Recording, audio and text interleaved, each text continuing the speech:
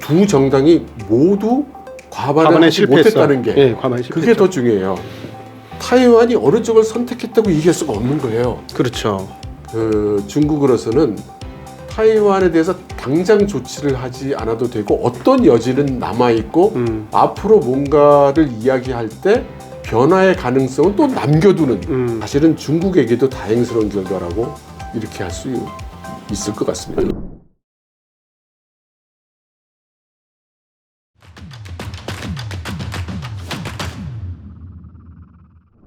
그러면 이제 다시 이제 부동산으로 좀 넘어가서 부동산은 어찌되었거나 지금 완전한 과잉이고 네. 이것은 진짜 그 일본 제2의 일본 상황들을 지금 도래시키는 거 아닌가 네네. 하는 생각이 많이 들고 부동산 구조 조정은 아직도 멀었고 그럼 이로 인한 하강이 중국 경기가 다른 걸로 부양을 하더라도 쉽게 커버가 안 되겠구나. 그래서 지난 1년 반 동안 시장이 계속 하락했고 투자했던 사람들이 굉장히 난감해하고 있는데 이게 끝이 아니 주가는 정말 너무 많이 떨어졌는데도 불구하고 이런 상황들 때문에 추세적 상승까지는 더 많이 기다려야 되는 거 아닌가 하는 그런 생각도 많이 들었거든요. 그러니까 우리가 이제 중국에 대해서 무슨 얘기를 할 때 빠지기 네. 쉬운 함정이 예, 무슨 일이든 곳에 따라 다르다는 겁니다. 그러겠죠. 네. 네. 예를 들면은 지금 전국적으로 부동산 가격은 지금 하락을 했어요. 네. 그런데 지표를 보면 그 하락세는 그렇게 급격하지 그죠. 않습니다. 크진 조금씩 않죠. 조금씩 내려가죠. 그리고 베이징이나 상하이 가보면 지금도 가격이 오르고 있는 주택들이 있고 말씀대로 중국의 그 대도시의 그 아파트들 가격은 뭐 서울보다 더 비싼 그런 가격이 뭐 얼마든지 있습니다. 네. 그럼 우리 외국인들 입장에서는 주로 선전, 상하이, 뭐 베이징 이런 데를 가다 보니 중국의 부동산 엄청 비싸다 이렇게 느끼게 되는데 근데 이제 지방 작은 도시를 가잖아요. 그럼 아파트 한 채 가격이 뭐 1,000만 원도 안 하는 데도 있어요. 그러면 지금 우리는 이제 그 대도시를 보고 그런 생각을 하지만 우리가 항상 중국의 머저리티는 농촌 작은 도시 여기인 겁니다. 그래서 선전 말씀을 하셨는데요. 선전에 지금 거의 그러니까 선전이 부동산 가격이 오를 때, 그러니까 그 팬데믹 있기 직전에 부동산이 오를 때 가장 빨리 가장 가파르게 오른 도시예요. 네. 그때 아마 거의 뭐 한 50% 가까이 올랐던 것 같아요. 선전이. 믿을 수 없지만 평당 1억이었다는 설도 있던데요. 예, 그렇습니다. 네. 엄청 가파르게 올랐어요. 그리고 팬데믹 나고 나서 한 1년, 2년 지나면서 가장 많이 가격이 떨어진 데가 선전이에요. 네. 그래서 선전 사람들 입장에서는 자기 집 가격을 가장 높았던 고가 대비해서 얘기하는 겁니다. 그래서 어떤 데는 와, 나 40%나 까졌어. 이럴 수가 있어. 뭐 이렇게 얘기하는 사람도 있고 10% 빠졌어. 10%가 돈으로 얼마야. 뭐 이런 사람도 있죠. 네.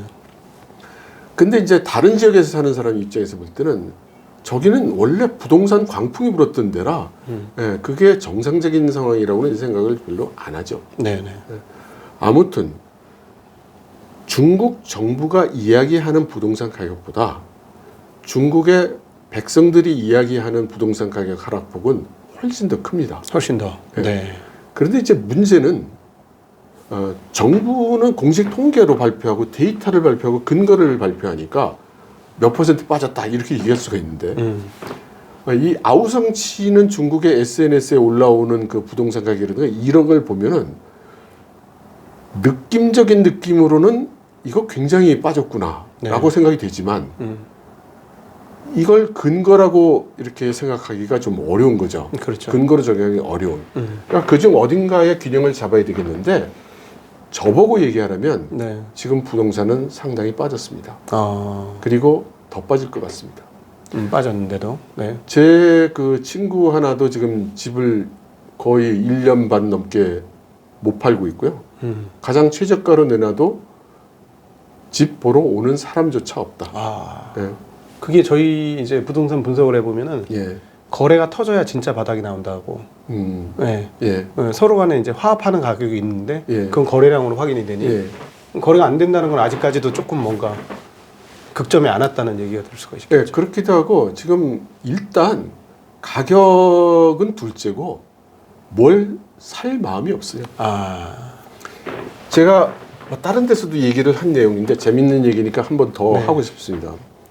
그 중국에 무슨 그 비즈니스 저널이 있어요. 네. 거기서 금년도 그 자산 운용 전략 레코멘데이션을 냈어요. 그 첫 번째가 뭐냐? 무슨 자산이든 사지 마라. 주식이고 채권이고 부동산이고 뭐고 뭐 비트코인이고 뭐고 아무것도 사지 마라. 라는 게 1번이에요. 네. 아, 두 번째가 지금 살고 있는 집 빼놓고는 부동산이 있으면 다 팔아라. 할 수만 있으면 다 팔아라. 아, 세 번째는 방법이 있으면 해외 계좌에다가 달러로 바꿔서 넣어놓고 거기서 달러 정기 예금 또는 투자 수익을 받아라. 연 5% 받을 수 있다. 그거 무지무지한 거다. 네 번째는 뭐냐? 만일의 경우를 생각해서 부업을 할 수 있는 기술을 배워라. 네. 네, 그리고 집에 식량을 6개월치를 확보해둬라. 6개월치 이상을 확보해둬라. 네. 그 다음 집에 보안 설비나 이런 것들을 강화해라. 그리고 호신술을 배워라. 아이고. 네. 저 분위기가 이런 분위기란 말입니다, 지금. 네. 그런데 예를 들어서 저보고 야, 이게 평소에 10억 하던 집인데 네. 내가 7억에 줄 테니까 30%막 대할인을 해서 줄 테니까 사라. 안 삽니다. 안사. 네. 내 현금 20, 30억 있어도 안 삽니다. 네네네. 왜냐면 중국에서 우리가 그동안 보아왔던 일, 그야말로 한국에서는 상상도 못하던 일이 중국에서 많이 일어났어요. 어떤 일일까요? 그게 어떤 일이 됐든지 말이죠. 네네네. 그러니까 10원짜리 물건이 1000원짜리 물건이 되는 경우도 봤고, 예. 1000원짜리 물건이 10원 되는 경우도 봤고, 네. 예, 별 볼 일 없던 놈이 어느 날 갑자기 뭐 재벌되는 것도 봤고, 예. 재벌이 어느 날 아침에 깡통 차는 것도 봤고, 네. 다 봐서 무슨 일이 일어날지 알 수 없는 거예요. 다들 지금 불가 예측성을 가지고 있습니다. 네. 그리고 정부 정책이 아까 부동산 정책 말씀하셨잖아요. 뭐 여러 가지 나오고 있다고. 네네네. 하지만 그 근본 흐름은 이런 겁니다. 근본 기조는 이제 부동산은 투기 투자하면 안 돼. 네네네. 그냥 사는 거야. 이게 기본이잖아요. 네. 근데 그렇게 딱 해놓으니까 지금 부동산이 가격 하락으로 인해서 여러 가지 경제적 문제가 생기는 거예요. 네. 그래서 자꾸 중국 정부 보고 야, 뭐 좀 화끈하게 좀 풀어라, 뭐 경기 진작해라, 부동산 가격 뭐 어떻게 해라, 이런 요구가 계속 있는 거죠. 예. 하지만 그거를 할 수가 없어요, 중국 정부는. 그렇죠. 근데 악악대는 소리가 계속 나고 곡소리가 계속 나니까 요만큼 후퇴하는 겁니다. 요 정도 한번 풀어보자. 네. 뭐 별 효과가 없죠. 네. 할 수 없이 그럼 요쪽을 조금 더. 그래도 별 수 없어요. 그러니까 여기 조금 더. 네. 지금 이런 식으로 그러니까. 뒷걸음질을 치고 있는 거예요. 그런 것 같습니다. 그러나 시장이 기대하는 대로 이런 화끈한 정책 안 나옵니다. 대수만관. 네. 네. 그건 나올 수 없어요. 예. 그건 제가 입장을 바꿔놓고 생각해 보면 그건 불가능한 일이에요. 그렇지. 대의 명분을 분명히 집은 사는 곳이 투자하는 것은 아니다라고 결정을 해놨기 때문에. 그리고 그게 뭐 좋아서 결정한 게 아니라 네. 그럴 수밖에 없는 거예요. 네. 퇴로가 없어요. 그렇지. 지금도 엄청나게 떨어. 아까 말씀하신 대로 뭐 개인적인 심리적으로는 뭐 30%도 빠지고 40%도 빠지고 네. 뭐 반토막 났다는 느낌도 들지만 예. 비싼 거죠 아직도 여전히. 아니 비싼 거를 떠나서 네. 그게 무슨 가격이든 사고 싶지 않은 거예요. 지금은 살 마인드가 전혀 성립을 안 하는 겁니다. 그럼 몇 년째 계속 빠졌기 때문에 그런 거 아니겠습니까? 그거는? 앞으로 더 빠질 수도 있다고 생각하는 거고 앞으로 더 꼭 집값이 아니더라도 예. 나에게 있어서 더 최악의 상황이 올 수도 있다는 거죠. 나한테. 그래서 내가 가지고 있는 현금을 귀중하게 가지고 있어야지 잘 보관하고 있어야지 이걸 함부로 네. 목돈을 어디에 이렇게 쓸 수가 없는 거예요. 아 그게 이제 중국에 있는 일반 그 자산을 갖고 있는 사람들의 생각이다. 그렇습니다. 맞는 것 같습니다. 왜냐하면 최근에 들은 바로는 아주 재미났었던 게 외국인 투자자들도 아주 중국에 학을 뗐는데 네. 내국인 사람들이 더 학을 떼고 있다고 그러더라고요. 네. 그래서 오히려 지금 외국인들은 이 정도 가격이면 이제 들어가 봐야 되지 않아? 하는 고민을 좀 해요. 네. 이익 대비 10배 안 하는 기업들이 속출하기 시작하고 네. 성장성 프리미엄이 아예 제로에 수렴하는 할인이 되고 있는 이런 상황이라서 그동안 당한 건 당한 거고 다시 한번 도전을 해볼까 말까? 뭐 이런 고민을 좀 하는데 정치 체제를 못 믿겠어. 이게 이제 외국인들의 그 입장이에요. 근데 내국인들은 보니까 아니 우리는 이제 아무것도 투자하면 안 돼. 지금 말씀하신 예. 그런 분위기가 있다고 하더라고요. 지금 사실 외국인 투자자도 좀 분류를 나눠야 됩니다. 네. 지금 리스크를 거는 사모펀드 같은 경우에는 지금 급변하는 상황 속에 있으니까 여기서 기회가 있을 것이다 네. 라고 보는 그런 기업들도 꽤 있는 것 같아요. 예, 예. 그리고 실제로 뭐 그 브리지워터인가 네. 그 사모펀드는 엄청난 예. 그 성과를 올리기도 했고요. 예.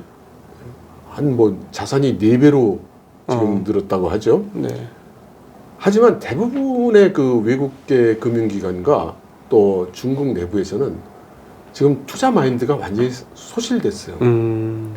예측 가능했단 말입니다. 네네, 그렇죠. 예측 가능했고 뭔가 이게 수익을 투자를 해놓으면 이게 상승할 거라는 그런 계산도 가능했고 네. 또 하나는 권력과 잘 짜응을 하면 그건 확실하게 네. 수익을 올릴 수 있었단 말이에요. 근데 지금은 그게 다 깨진 거예요. 네. 그러니까 어떤 상황이 어떻게 올지 모르는 거죠. 중즈라는 그 금융회사가 망했죠. 이제 망했잖아요. 그 중즈라는 회사가 그 망한 사건이 터져 나오게 된 계기는 그 회장이죠. 그 네. 오너가 어느 날 급사를 했어요. 그 어느 날 사무실에서 일해서 나오다가 쓰러졌다든가 하여튼 그래서 그냥 아무런 준비 없이 아무런 뭐 후계 절차라든가 뭐 자산에 대한 그 정리 내용이라든가 이런 거 없이 그냥 급사를 했어요. 네. 그 순간 사실상 이 회사는 망한 겁니다. 이 중국의 시스템의 큰 그 약점이라고 할까요? 네. 그것이 뭐 정부가 됐든 군대가 됐든 그 기업이 됐든 의사결정권이 전부 맨 위에 올라가 있는 거예요. 사실은 저는 지금 우리 정부도 좀 비슷한 면이 있다는 생각이 들어요. 그러니까 모든 게 시스템으로 돌아가면 예. 대부분 99% 해오던 대로 또는 관례대로 또는 예측 가능한 대로 돌아갈 수 있으면 사람들이 알아서 일을 합니다. 네. 근데 내가 예상해서 일을 했는데 그게 아니래. 그건 틀려. 이런 결과가 오면 자기가 먼저 일을 할 수가 없죠. 네. 그러면 다 확인해서 지시를 받아서 일하게 됩니다. 근데 중국 같은 게가 변동성이 많잖아요. 네. 그래서 제가 중국 회사 생활할 때도 아무것도 사람들이 결정을 안 해요. 다 물어봐요. 그러면 과장은 부장한테 물어보고 부장은 상무한테, 상무는 전무한테, 전무는 사장한테 이렇게 물어봐야 되니 모든 의사결정이 사장 한 사람한테 몰린단 말입니다. 예. 그 상태에서 중즈가 그동안 많은 자금을 부동산에 풀었거든요. 네. 부동산 회사 중에서도 헝다, 에버그란드에 많이 넣었어요. 그래서 지금 머리가 아픈 상태로 되어 있는데 모든 대부분의 정보와 의사결정이 필요한 사항을 혼자 가지고 있는 회장님이 갑자기 돌아가신 거예요. 그러니까 어떻게 되겠어요? 대혼란이 벌어졌겠네요. 예, 그리고 또 이제 이 도덕적 해이가 있죠. 네. 그 상황을 이용하려 했던 사람도 분명히 있을 것이고, 그래서 그 돈은 이제 찾아 나오기가 어렵게 된 거죠. 엄청난 규모예요. 그러니까 중스가 가지고 있는 그 채무는 아마 한 푼도 못 건질 것 같다고 이제 얘기를 하는데, 헝다가 도산을 했을 때 헝다가 지고 있는 채권의 규모가 그 러시아 GDP하고 비슷하다고 그러잖아요. 네. 그러니까 이제 엄청난 거죠. 그러면 중국의 금융회사 입장에서 정부가 뾰족한 길을 못 찾고 있고 네. 앞으로 무슨 일이 발생할지 모르는 상황에서 게다가 중국 같은 경우에는 재산권이 완전히 확보됐다고 얘기할 수가 없잖아요. 개인들이 어떤 그 예를 들어 당의 지시에 따라서 재산권이 흔들릴 수 있는 여지가 있는 거죠. 그러니까 네. 정부가 어떤 쪽으로 어떻게 가느냐에 따라 언제든지 흔들릴 수 있고 네. 그런 상황에서 커다란 큰 의사결정에 대한 부담을 지기가 어려운 겁니다. 네네. 네. 오늘 뭐 굉장히 중국을 이해하는데 굉장히 많은 도움이 되고 있고 너무 감사하게 생각합니다. 진짜. 별 말씀이에요. 네네. 대만 선거 이야기로 잠깐 넘어가 보도록 하겠습니다. 뭐 이건 뭐 짧게 하시더라도. 네. 저는 개인적으로 이렇게 평가합니다. 이번 대만 선거의 결과는 결과적으로 시진핑의 패배가 아닌가 하는 생각이 많이 들었어요. 왜 이런 생각을 하냐면 아주 짧지만 하루 갔다 왔지만 홍콩에서 느꼈던 그 느낌 때문에 그렇거든요. 그러니까 어떤 느낌이었냐? 홍콩이 옛날만큼 자유롭지 않구나. 대만 사람들이 이런 문화를 좋아할 리가 없다. 그럼 당연히 대만 사람 입장에서는 현재 체제를 유지하고 싶어 하겠다. 그런 생각이 많이 들었어요.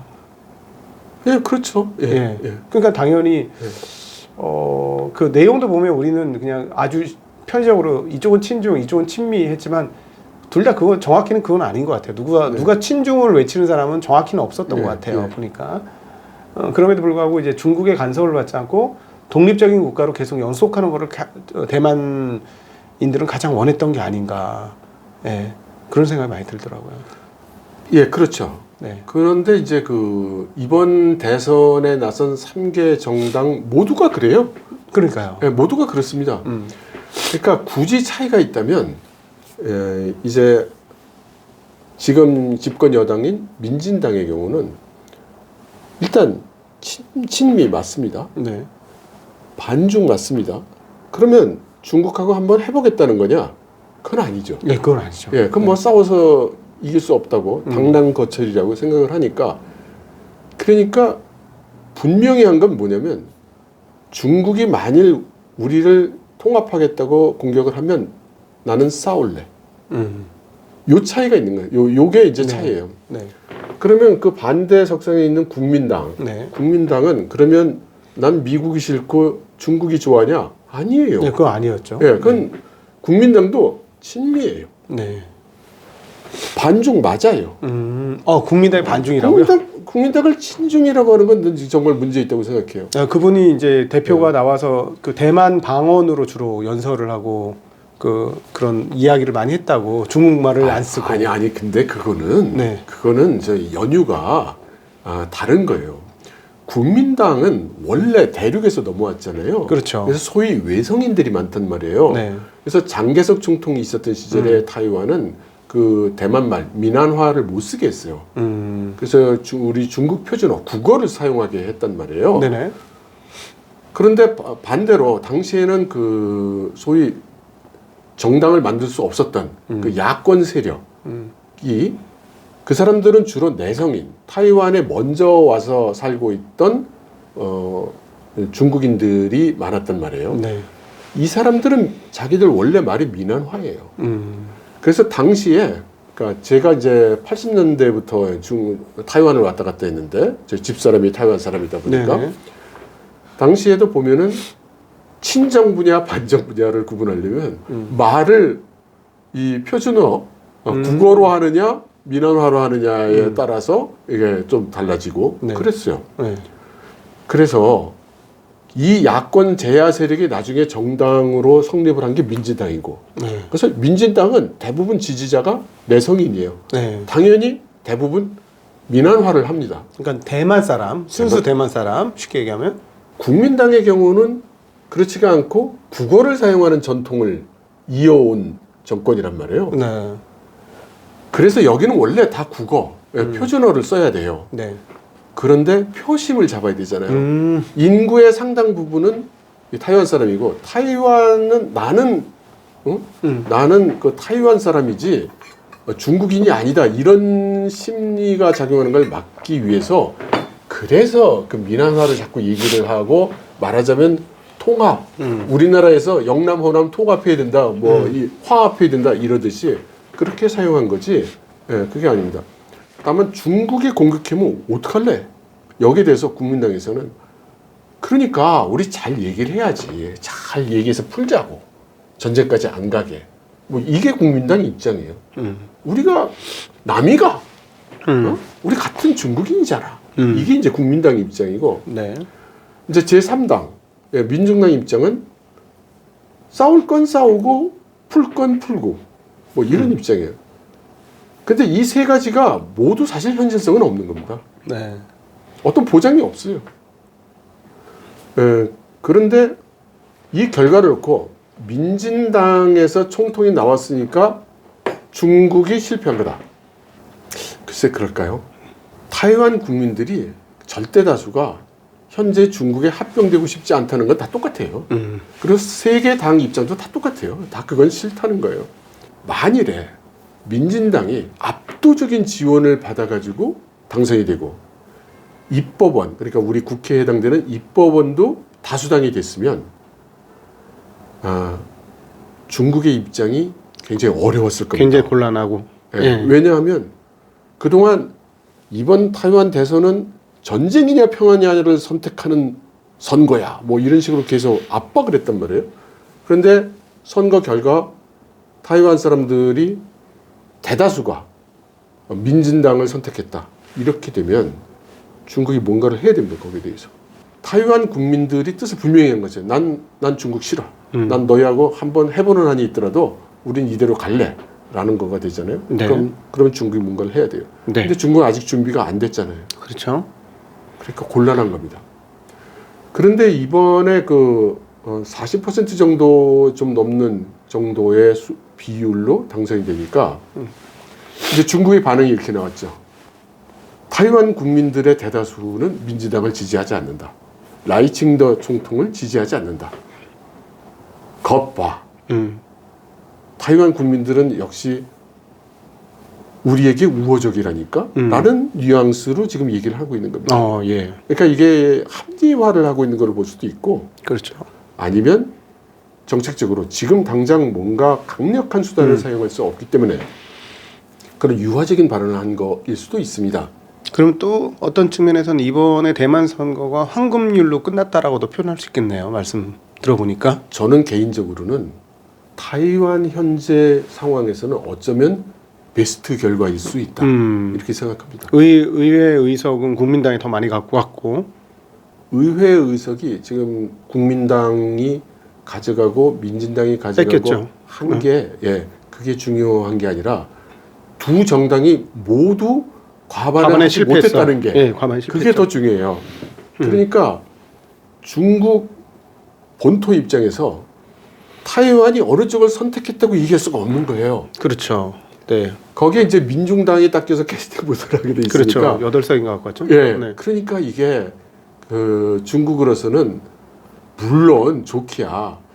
타이완 사람들이 전부 중국 본토를 지지한다. 이럴 수 있으면 좋겠지만 그건 뭐 현실성 없는 얘기고. 네.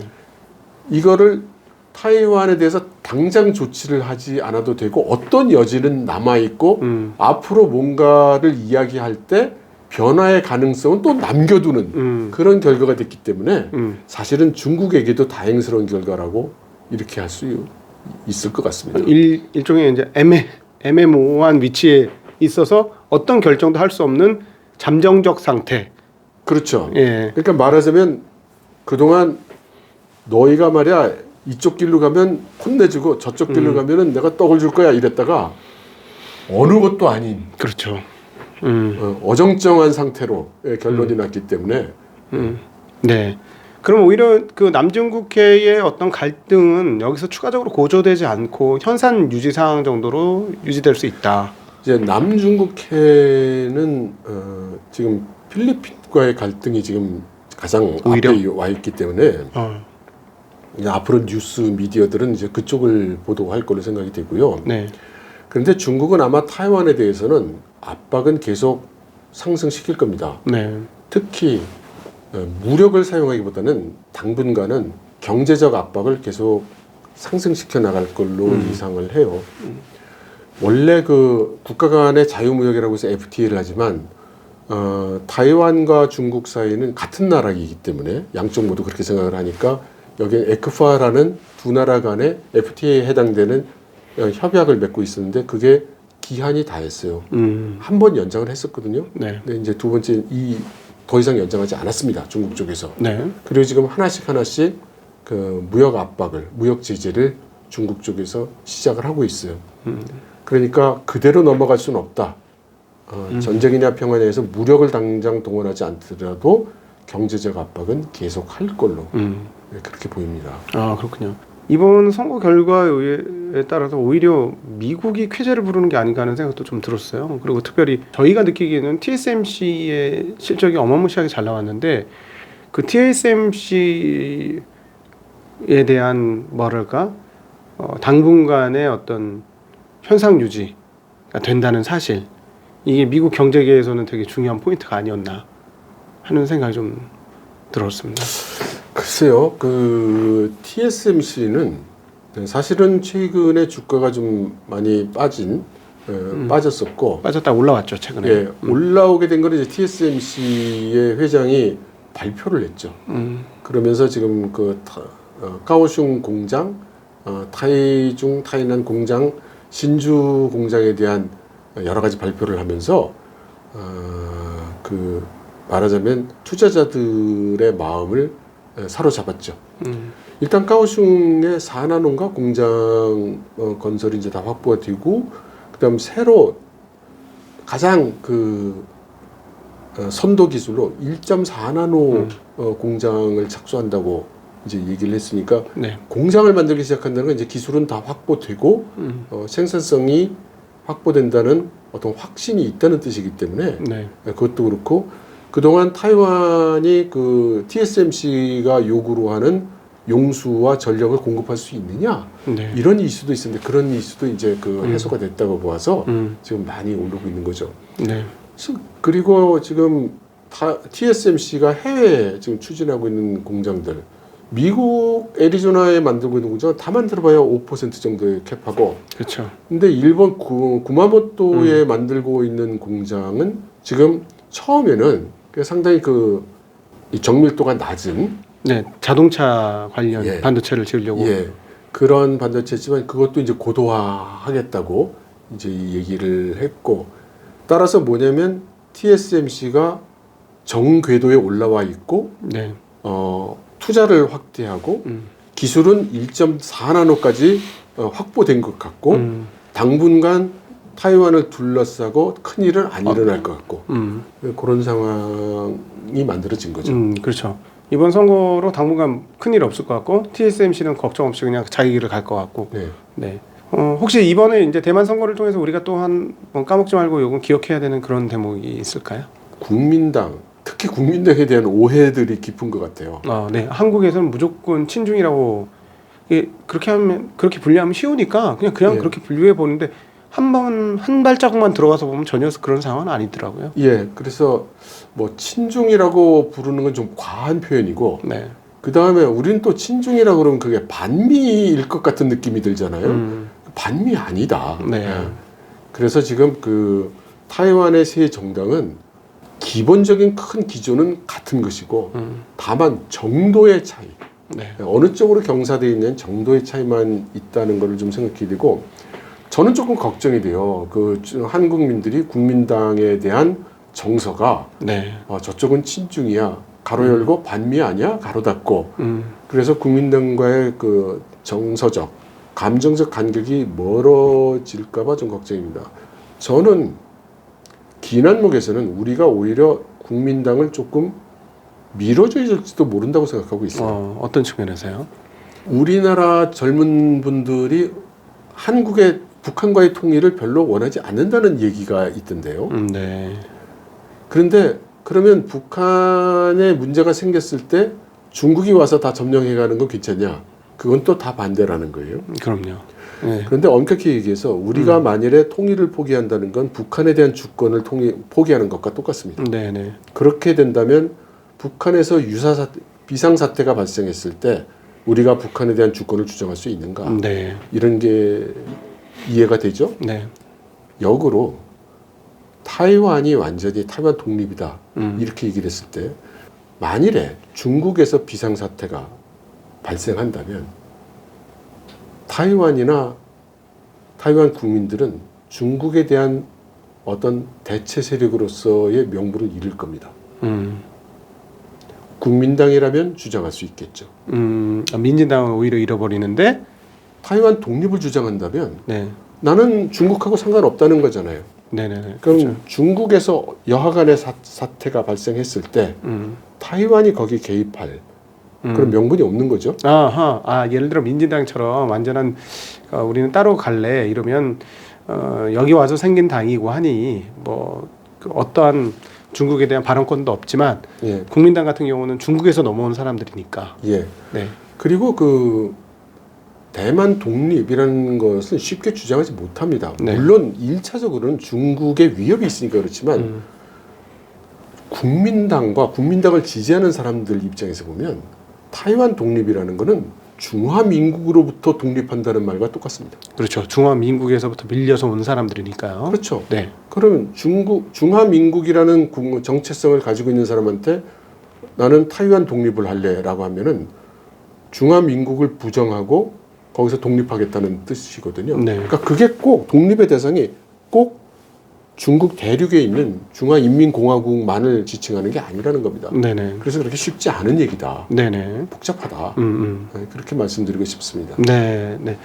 아, 오늘 아주 흥미로운 한 시간을 보냈습니다.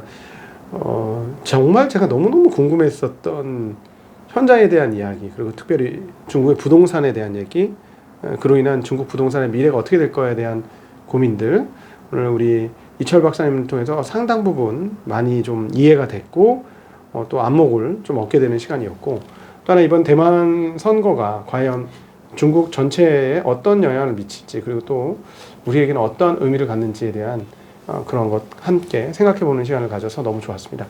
귀한 시간 만들어주신 우리 이철 박사님께 감사 말씀드리고요. 감사합니다. 네, 우리 함께해 주신 시청자분들께도 감사 인사드립니다. 인사드리겠습니다. 고맙습니다. 감사합니다.